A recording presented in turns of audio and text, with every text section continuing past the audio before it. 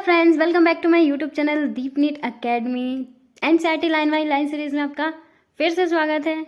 हम पढ़ रहे हैं कोशिका द्रव्य एवं कोशिका विभाजन, cell cycle and cell division में। आज हमारा जो टॉपिक है वो है अर्धसूत्री विभाजन। वीडियो स्टार्ट करने से पहले अगर आप चैनल पर नए हैं तो सेशन को एंड तक देखिएगा, लाइक कीजिए, प्यारा सा कॉमेंट करें एंड चैनल को सब्सक्राइब करें। चलिए स्टार्ट करते हैं। पूर्व अवस्था फर्स्ट। जो अर्धसूत्री विभाजन है उसमें जो अवस्थाएं आती हैं, इसमें हम 4 अवस्थाएं पढ़ेंगे। Prophase first, metaphase first, anaphase first and telophase first. इसकी फर्स्ट अवस्था वो जो होती है वो सबसे लंबी अवस्था होती है। चलिए स्टार्ट करते हैं। तो क्या कह रहा है ये कि पूर्व अवस्था फर्स्ट, अर्धसूत्री विभाजन की पूर्व अवस्था की तुलना समसूत्री विभाजन की पूर्व अवस्था से की जाए तो यह सबसे लंबी व जटिल अवस्था है। ठीक है, तो ये कह रहा है कि जो अर्धसूत्री विभाजन की जो पहली अवस्था है यानी कि पूर्व अवस्था, ये समसूत्री विभाजन की जो पूर्व अवस्था है उससे लंबी है और जटिल भी है। ठीक है, यहाँ पे गुणसूत्रों के व्यवहार के आधार पर हमें इसे 5 प्रवस्थाओं में उपविभाजित किया गया है। क्या है, गुणसूत्र का व्यवहार कैसा होता है उसके अकॉर्डिंग हम इसे 5 अवस्थाओं में विभाजित करते हैं। तो जो आपकी फर्स्ट अवस्था होती है, ये नीट का क्वेश्चन है। ठीक है, इसकी जो फर्स्ट अवस्था होती है वो तनुपट यानी लैप्टोटीन, युग्मपट यानी जाइगोटीन, स्थूलपट यानी पैकेटीन, द्विपट डिप्लोटीन एंड आपकी जो लास्ट अवस्था होती है वो पारगतिक्रम यानी कि डायकाइनेसिस होती है। ये एज इट इज लाइन आती है सीक्वेंस से, तनुपट, युग्मपट, स्थूलपट, द्विपट एंड पारगतिक्रम। ठीक है, आप इसे ऐसे भी याद कर सकते हैं, leptotene, zygotene, pachytene, diplotene and diakinesis. ठीक है, साधारण सूक्ष्मदर्शी द्वारा देखने पर तनुपट यानी जो लैप्टोटीन है, इसमें गलत लिखा है एनसीईआरटी में, लिप्टोटीन लिखा है, लैप्टोटीन है वो। ठीक है, अवस्था के दौरान गुणसूत्र धीरे धीरे स्पष्ट दिखाई देने लगते हैं। गुणसूत्र का सहन यानी कॉम्प्लेक्शन जो है पूरी तनुपट अवस्था के दौरान जारी रहता है। तो जो समसूत्री विभाजन की जो फर्स्ट अवस्था थी, इसमें क्या होता था, गुणसूत्र का संघनन प्रारंभ होता था। तो जो हमारी अर्धसूत्र की फर्स्ट अवस्था है, जिसकी भी एक और पूर्व अवस्था की एक और अवस्था यानी उप अवस्था यानी कि तनुपट में क्या होता है, गुणसूत्र का संघनन जो होता है वो पूरी अवस्था के दौरान जारी रहता है। ठीक है, इसके उपरांत पूर्व अवस्था फर्स्ट का द्वितीय चरण प्रारंभ होता है जिसे हम युग्मपट कहते हैं। ठीक है, अब जो हमारा सेकंड अवस्था होती है वो स्टार्ट हो जाती है पूर्व अवस्था फर्स्ट के प्रथम चरण के बाद। इस अवस्था के दौरान गुणसूत्र का आपस में युग्मन प्रारंभ हो जाता है। ठीक है, इस प्रकार की संबद्धता को क्या कहते हैं, सूत्र युग्मन कहते हैं। ठीक है, सूत्र युग्मन कहते हैं। फिर क्या होता है, युग्मपट जाइगोटीन जिसे हम कहते हैं। तो इस प्रकार के गुणसूत्रों के युग्मन को समजात गुणसूत्र कहते हैं। ठीक है, जो युग्म वाले जो गुणसूत्र होते हैं उनका जब आपस में युग्म बनते हैं उन्हें हम समजात गुणसूत्र कहते हैं। इस अवस्था का इलेक्ट्रॉन सूक्ष्मलेखी यह दर्शाता है कि गुणसूत्र के सूत्र युग्मन के साथ एक जटिल संरचना का निर्माण होता है। तो जो युग्मपट होता है उसमें क्या होता है, एक जटिल संरचना का निर्माण होता है जिसे हम क्या कहते हैं, सिनेप्टोनीमल सम्मिश्र कहते हैं। यानी कि ये क्या होता है कि जब 2 समजात गुणसूत्र का युग्म बनता है तो उनके बीच में जो एक संरचना क्रिएट होती है, जब ये एक दूसरे के पास में आते हैं तो ये किसी झिल्ली से जुड़े होते हैं। तो जो जिससे वो जुड़े होते हैं उसे हम क्या कहते हैं, उस संरचना को हम कहते हैं सिनेप्टोनीमल सम्मिश्र। ठीक है, यह सम्मिश्र का निर्माण एक जोड़ी सूत्र युग्मन समजात गुणसूत्र द्वारा होता है। इसे हम क्या कहते हैं, युगली कहते हैं, बाइवेलेंट कहते हैं अथवा चतुष्क कहते हैं। ठीक है, और ये टेट्राड जो होता है ये अगली अवस्था में अधिक स्पष्ट दिखाई देती है। ठीक है, ये जो युगली बनती है, चतुष्क जो बनता है, जब गुणसूत्र आपस में मिल जाते हैं, युग्मन होता है उनका, तो क्या होता है, चतुष्क का निर्माण होता है। और ये चतुष्क जो होता है वो स्थूल पट में ज़्यादा क्लियर विजुअल होता है। ठीक है, पूर्व अवस्था फर्स्ट की उपर्युक्त दोनों अवस्थाएं स्थूल पट पैकेटीन अवस्था से अपेक्षाकृत कम अवधि की होती हैं। ठीक है। तो जो पूर्व अवस्था की आपकी लेप्टोटीन जाइगोटीन जो अवस्थाएं होती हैं वो स्थूल पट की अपेक्षा कम अवधि की होती हैं। ठीक है। इस अवस्था के दौरान प्रत्येक युगली गुणसूत्र के 4 अर्ध गुणसूत्र चतुष्क के रूप में अधिक स्पष्ट दिखाई देने लगती हैं। ठीक है। इस अवस्था में पुनर्योजन ग्रंथियां दिखाई देती हैं। तो जो आपकी युग्म पट जो प्रक्रिया होती है, अवस्था होती है, उसमें क्या होती है, पुनर्योजक ग्रंथिकाएं। ठीक है, यानी कि रीजनरेशन ग्रंथिकाएं होती हैं, जहां पर समजात गुणसूत्रों के असंतति गुणसूत्रों के बीच क्या होता है, विनिमय होता है। विनिमय यानी क्रॉसिंग ओवर होता है। जो डीएनए होता है उसका क्रॉसिंग ओवर होता है। विनिमय 2 समजात गुणसूत्रों के बीच आनुवंशिक पदार्थ के आदान प्रदान के कारण होता है। ठीक है। तो ये जो विनिमय होता है इसमें क्या होता है, गुणसूत्र की अदला बदली होती है। ठीक है। विनिमय एंजाइम द्वारा नियंत्रित प्रक्रिया व एंजाइम जो इस प्रक्रिया में भाग लेते हैं उसे हम क्या कहते हैं, रिकॉम्बिनेट एंजाइम कहते हैं। ठीक है। 2 गुणसूत्रों में आनुवंशिक पदार्थ का पुनर्योजन जीन विनिमय द्वारा अग्रसर होता है। अब जो 2 गुणसूत्र होते हैं उसमें क्या होता है, आनुवंशिक पदार्थ का जो पुनर्योजन होता है वो किसके द्वारा होता है, क्रॉसिंग ओवर के द्वारा होता है, यानी जीन विनिमय द्वारा होता है। अब समजात गुणसूत्रों के बीच पुनर्योजन स्थूलपट अवस्था के अंत तक पूर्ण हो जाता है। तो जो स्थूलपट होती है अवस्था होती है इसमें क्या होता है, समजात गुणसूत्र का जो युग्मन होता है वो इसके अंत तक पूर्ण हो जाता है, जिसके परिणाम स्वरूप क्या होता है, विनिमय स्थल पर गुणसूत्र जुड़े दिखाई देते हैं। ठीक है।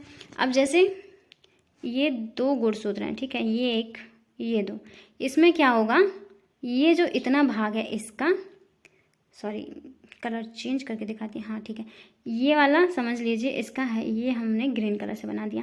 तो ये आधा इसका इसमें आ गया और ये ग्रे कलर का ये आधा इसमें आ गया। इस तरह से ये क्या होते हैं, गुणसूत्र का युग्मन क्रॉसिंग ओवर हो जाता है। ठीक है। डिप्लोटीन के प्रारंभ में सिनेप्टोनीमल सम्मिश्र का विघटन हो जाता है। जो आपकी अवस्था होती है डिप्लोटीन, ठीक है, यानी द्विपट में क्या होता है, सिनेप्टोनीमल सम्मिश्र जो कि युग्म पट में बना था उसका क्या होता है, विघटन होने लग जाता है। ठीक है। और फिर जब ये विघटन हो रहा होता है तो अंत में क्या होता है, जहाँ पर विनिमय होता है उस बिंदु पर गुणसूत्र जुड़ा होता है। ठीक है। तो वहाँ पे क्या एक्स जैसी संरचना बनती है, यानी कि ये सारा गुणसूत्र तो अलग हो जाएगा लेकिन ये इस जगह पे जुड़ा रहेगा। तो इस जगह को हम क्या कहेंगे, ये एंड पे इस एंड को हम कहेंगे एक्स संरचना, यानी कि काइज मेटा। ठीक है। तो क्या होता है, जब सिनेप्टोनीमल सम्मिश्र का विघटन होता है तो युगली समजात गुणसूत्र विनिमय बिंदु के अतिरिक्त एक दूसरे से क्या होते हैं, अलग होने लगते हैं। फिर क्या होता है, विनिमय बिंदु पर एक्स आकार की संरचना को हम क्या कहते हैं, काइजमेटा कहते हैं। तो जो सिनेप्टोनीमल सम्मिश्र जहाँ पर बना था, ठीक है, वहाँ पे क्या होता है, ये सिनेप्टोनीमल सम्मिश्र का विघटन होता है। विघटन होने के बाद गुणसूत्र जो होता है एंड पे जहाँ पे विनिमय होता है वहाँ बस जुड़ा रहता है। तो उस संरचना को हम एक्स आकार की संरचना यानी कि काइजमेटा कहते हैं। ठीक है। फिर क्या होता है, कुछ कशेरुकों में प्राणियों के अंडकों में द्विपट महीनों या वर्षों तक बाद समाप्त होता है। ठीक है। तो जो प्राणियों के अंडक होते हैं या कुछ कशेरुकी में क्या होता है, ये जो द्विपट अवस्था होती है यानी कि जो काइजमेटा का निर्माण होता है ये महीनों या वर्षों के बाद समाप्त होती है। ठीक है। अर्धसूत्री विभाजन की पूर्व अवस्था फर्स्ट की अंतिम अवस्था पारगतिक्रम या डाइकाइनेसिस कहलाती है। जो लास्ट अवस्था होती है अर्धसूत्री विभाजन की पूर्व अवस्था की उसे हम पारगतिक्रम या डाइकाइनेसिस कहते हैं। इसमें काइजमेटा का उपांति भवन हो जाता है।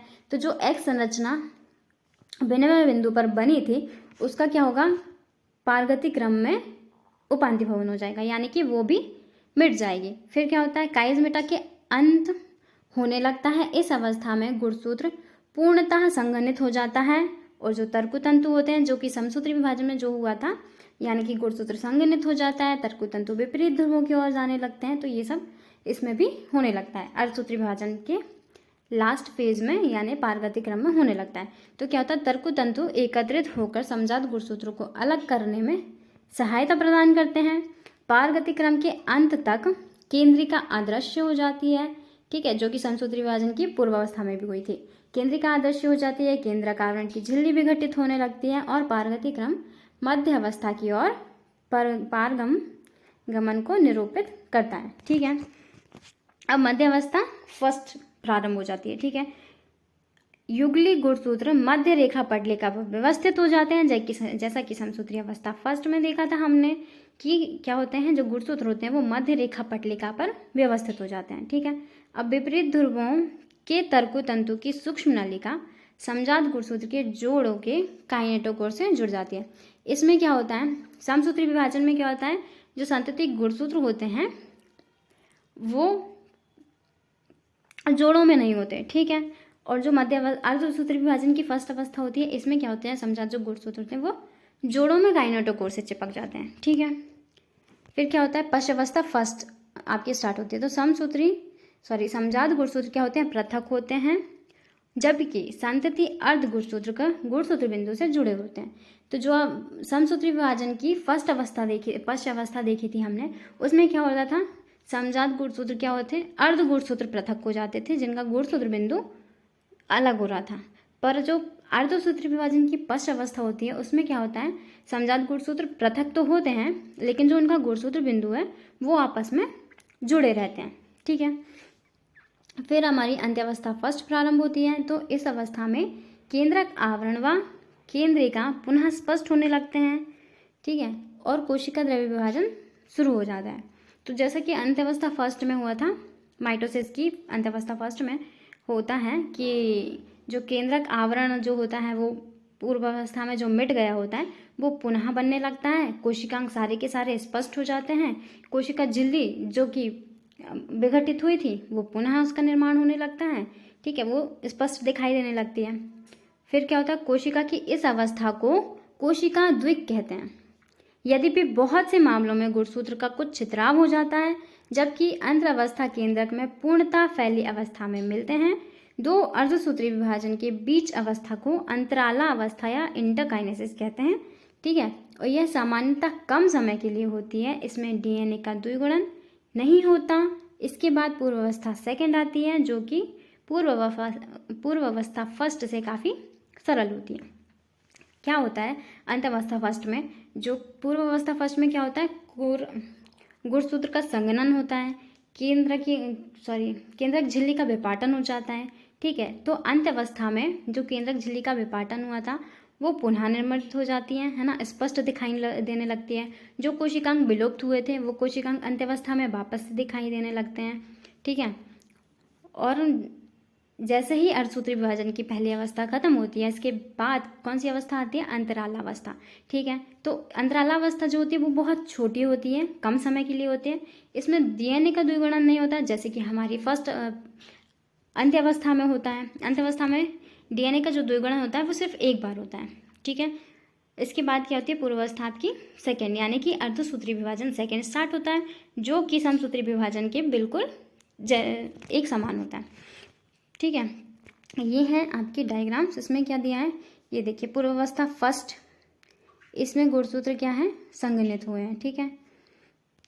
फिर सेकंड में क्या है, ये मध्य पटलिका पर जम जाते हैं। तो जो आपकी अर्धसूत्री विभाजन में जो मेटाफेज होता है उसमें दो मध्य पटलिका का निर्माण होता है, ठीक है। यहाँ पे गुणसूत्रों के जोड़े मध्य पटलिका पर आ जाते हैं, ठीक है।